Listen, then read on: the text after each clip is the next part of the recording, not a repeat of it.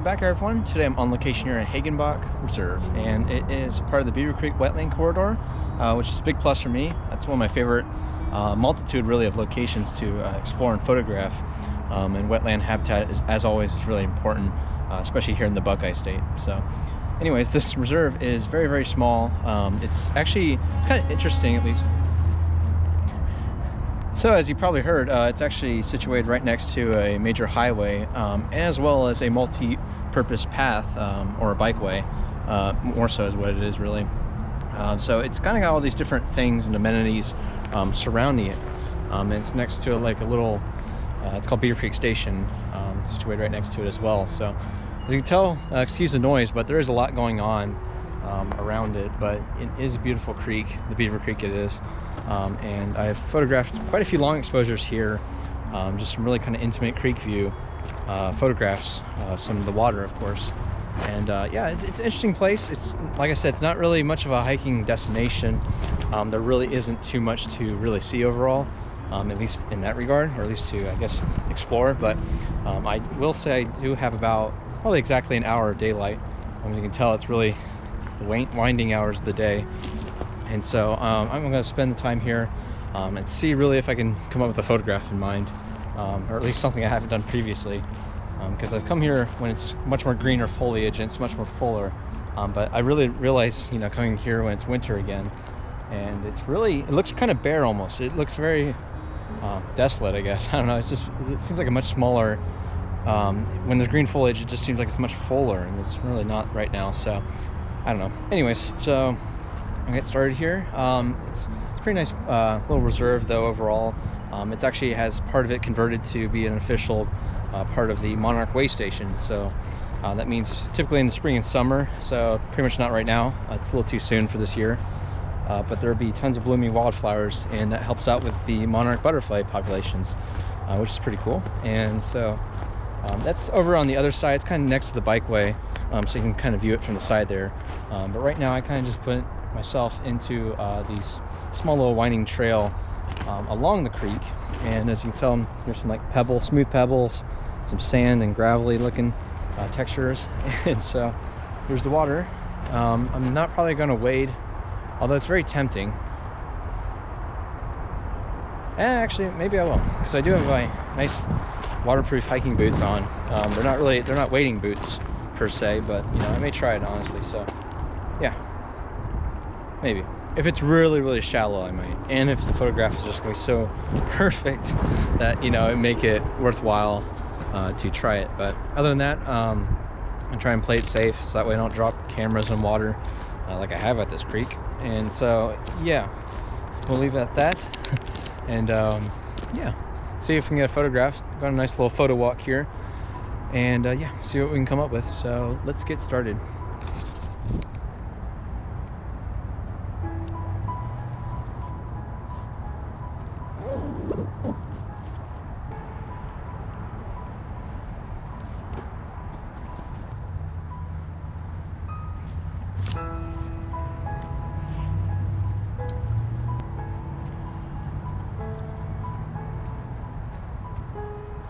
I will mention Hagenbuch is actually the southernmost portion of the Beavercreek wetland corridor, which is pretty neat.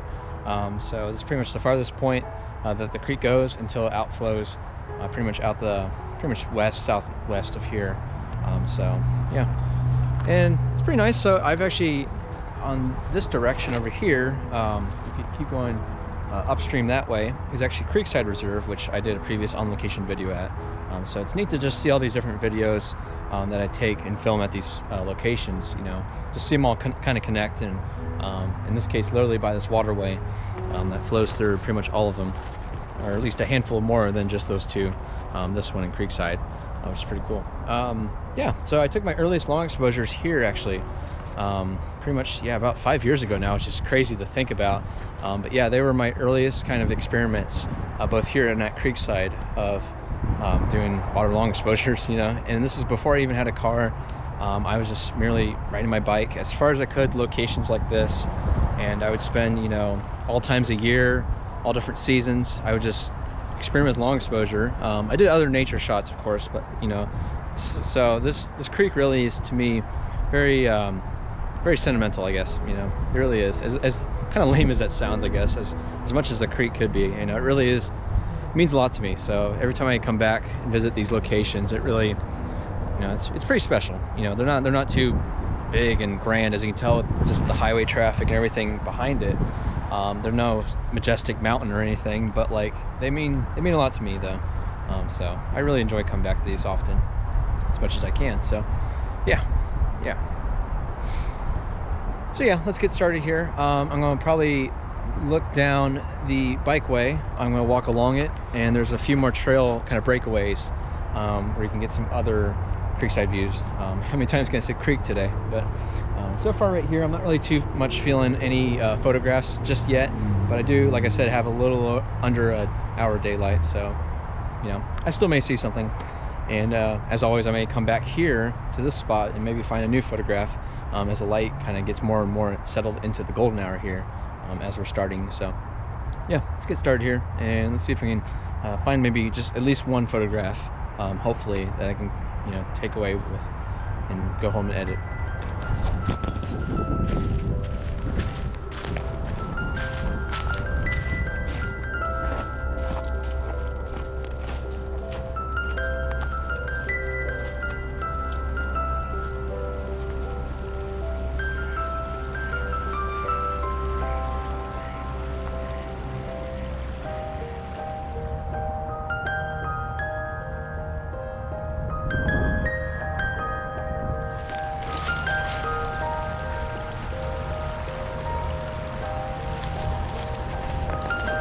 So as you can probably tell, light's really just gorgeous and plentiful. It's really going to be a beautiful sunset, I think. I'm just not too sure if it's going to be beautiful from this point of view, or honestly, quite frankly, anywhere on this reserve. But I'm not really finding anything at this first breakaway in the trail. So I'm going to keep making my way down there and see if any of the other breakaways off the trail, off the bikeway, have any better results maybe, or some better light and a subject that I find compelling enough to pull the camera back out for. I know there's at least a couple more down there that I can kind of just move off inside the trail and see if there's any more interesting views into the creek here. So we will see, but I'm not giving up yet.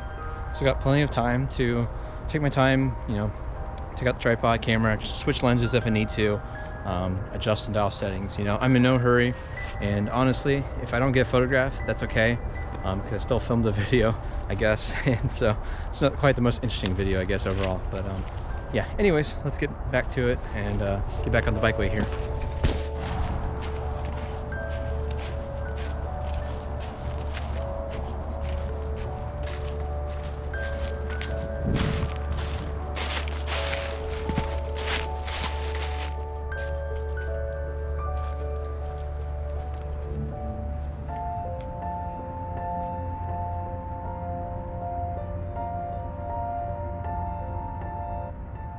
All right, so I found composition number one here for the night. It's a water reflection, but like, I don't know. I feel like if I wait too long, like if I just keep going along the bikeway, I may lose the light, because the way it looks right now is actually pretty good. So I'm like kind of weighing the options of, do I spend more time exploring down there, or do I just stay right here and focus on making this photograph? And I don't know. It's tempting. I will say that, to say the least.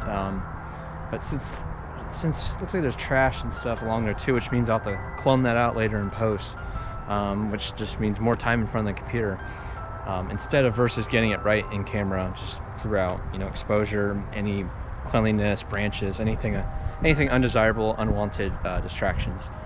So I'm really not too sure, but I really like how it looks, and I might as well show you, I guess. But it's basically, hopefully you can see that, the little, like, almost like a C shape of the reflection into the water, the creek water, and then the trees that are just kind of, you know, just falling, I guess, in motion, you know. So yeah, it's a neat look. I'm just not too sure about it, and like I said, there's a decent amount of trash on there, so I don't know. But I know if I wait any longer, because that's right over where the horizon is, at least over here the sun is, and so I'm not too sure how much longer I got. And I've had instances like this before, where I'm like, oh, I'll come back to the shot later, and the light's just not the same. And yeah, so I don't know what I'm gonna do about it. I'm at least gonna check out the rest of this particular spot. As you can see, I'm near some gravelly kind of area once again, and I keep hearing belted kingfisher running up and down the creek as well, and there's a few mallards down that way. So, and here's some babbling brooks, almost. There's some flowing water pretty well. It's in a really shallow portion of the creek, and there's like a little island over there once again. But yeah, it's a nice, beautiful night overall. So I really can't complain. But like I said, a little bit noisy, because of the highway traffic and all that too. But yeah, the lights are casting this beautiful glow over here. It's just stunning, to say the least. So yeah, so I'm gonna make a choice here, and I'll let you know, I guess, probably what I come up with. So we will see.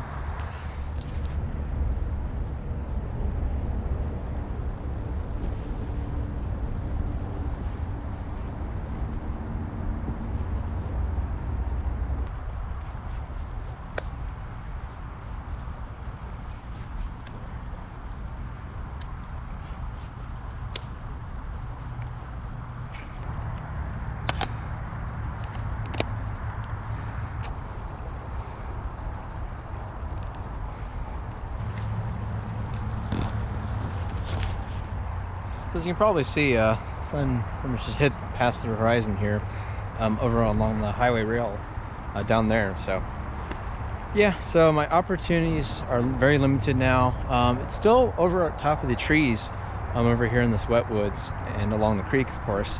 But yeah, I guess as you can see, I settled upon doing this shot in particular, just because it is an opportunity, I guess, and I may not get the same light again, you know, until, I don't know, eventually. So there's been a lot of cloudy days in Ohio, like there is most seasons in winter.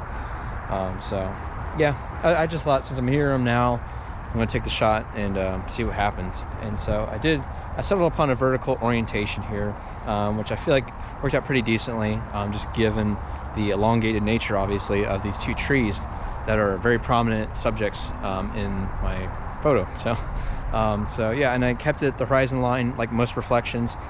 I kept the horizon at the pretty much dead center middle of that vertical composition. I'm just trying to figure out if I want to crop it and do like a 4x5 crop, just something that's a little bit more skinnier, because I do find when I do a vertical orientation and a vertical shot is that the images kind of look too skinny and tall.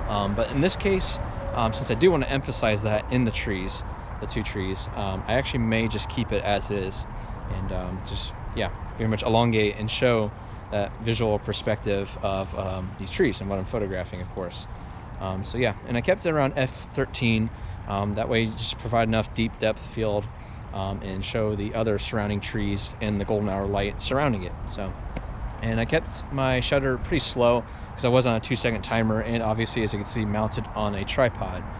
So I kept about 1/25 of a second, which coupled with that 2-second timer just meant, you know, it's nice and slow, but there isn't much movement right now except for in the water. So it kind of did create this ripply like effect, I guess, in the water, the creek water, which looks kind of interesting, I think, overall. Something kind of neat and different. I even considered putting on a neutral density filter just to further slow down that shutter and see if it could really blur that, you know, the reflection, really, to really make it look so far removed from reality. So that was a consideration, and honestly, I still have enough light on those trees to honestly try it. So I may do that just now, just real quick, slap on the filter and see how that looks. So that is a possibility, but you know, who knows. And I was at ISO 400, so just nice and low, because of the low light that I'm now kind of in. I had the meter accordingly, and that can mean it, you know, result in a noisy photo if I go too high of an ISO, at least on my specific camera body here. So anyways, I feel like that's pretty much it overall with the shot. I'm thinking now, honestly, now that I kind of tried this tree landscape shot, I kind of want to try maybe some kind of abstract. So I don't know, so maybe like the same shot, same composition I just did now, and then just try like an up and down abstract with the golden hour light that's really dimming now. So I don't know, it's an option, it's a possibility, and I may just try that now with the Nifty 50 the 50mm prime lens I have already on here. So everything's kind of set. I just need to dial the settings in and see if it really looks, well enough to take a photo of. So yeah, that might be something fun to experiment with the remaining hour, or remaining light this hour. And so yeah, I'll see what I can do here. Honestly, that shot was okay. It harkened back to an older shot I took many years ago, probably about 4 years ago now, at a other wetland property, Kugler, a wetland reserve, that I made an on-location video about as well. And that's a shot that's this really almost eerily reminds me of. So it kind of a nice way of like full circle, I guess, to take it at another wetland location on this corridor. So anyways, I've talked enough. I'm going to shut up now, and let's just have some fun here and see what maybe these potential abstract shots can look like. So yeah, talk to you shortly.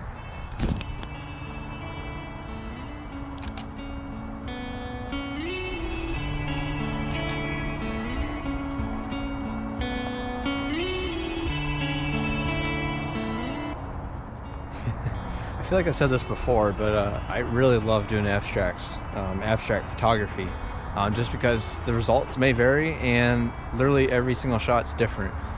Even I've been using the same camera settings so far for this session, and it's been just interesting. It's interesting to say the least, just to see the different results that are combined with just shaking the camera around. And literally, yeah, every shot's different. And that's a good thing. It's a good thing that every shot is in their own unique way special. Some of them I like more. Some of the abstract shots are better than others, just subjectively speaking. But I mean, overall, it's really neat to just see the different results you get with them. So it's something to have fun with and experiment, I think. So it looks like the golden hour lights now hit the top, the tallest trees really. So it's out of focal length and range for me. So with that being said, I think I'm pretty much done, wrapped up. I got a handful of shots that I think I'm really excited about sharing, and editing, of course. And so with that being said, I think I'm just gonna make my way back. Fortunately, it's not too long of a hike, or a walk rather, along the bikeway. But yeah, I think I'm done for the day. So it's been really rewarding though. So I've took some great shots, and it's just been great to be outdoors and experience it all the same once again. So let's go ahead and go back. Alright everyone, let's go and conclude the video here at Hagenbuch Reserve. Hope you enjoyed it. I know I did, at least. Took a handful of photographs and of the tree reflection abstracts, and that car is really loud. And then I took some of the abstracts, all the same, pretty much the same subject really, with the trees there. So yeah, I was really excited to take those photographs, and I hope you enjoyed experiencing this day with me as well. So thanks so much for watching everyone. This has been Hagenbuch Reserve, and until next time, make sure to get out here. Thank you.